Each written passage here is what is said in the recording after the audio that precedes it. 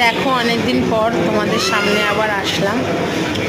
আমি এখন বলো তো কোথায়, দেখি তোমরা বলতে পারো কি না। তো সবাই তোমরা ভালো আছো, আশা করছি তোমরা ভালো আছো। অনেকদিন পর দেখলাম, তোমাদের সামনে আসলাম। আমি দেখছি এবার মাঝে মাঝে ব্লগ দেবো তোমাদেরকে। আমার বরটা না সত্যিই পাগল, দেখো কি করে।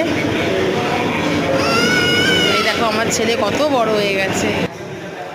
সব খাওয়া শেষ বন্ধুরা, শুধু কোল্ড ড্রিঙ্কসটাই পড়ে আছে।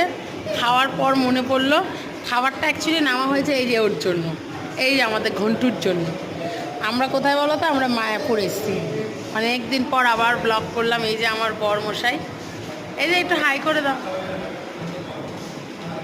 আবার ব্লগ করবো ভাবছি, দেখি কতদূর কী করা যায়, সব জানাবো কেন করিনি, কী পরিস্থিতি ছিল আমার।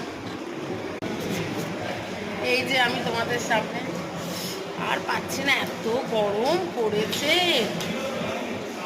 গেছিলাম আমরা গদা ভবনে খেতে, খেয়ে দিয়ে বাচ্চা তো আমার খাইনি গদা ভবনের খাবার, কি করব, বাচ্চা না খেয়ে থাকবে।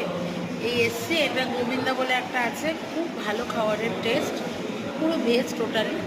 ওখানেই খেলো, ছেলে চাউমিন নিল আর হচ্ছে চিলি পনির, সবই ভেজ।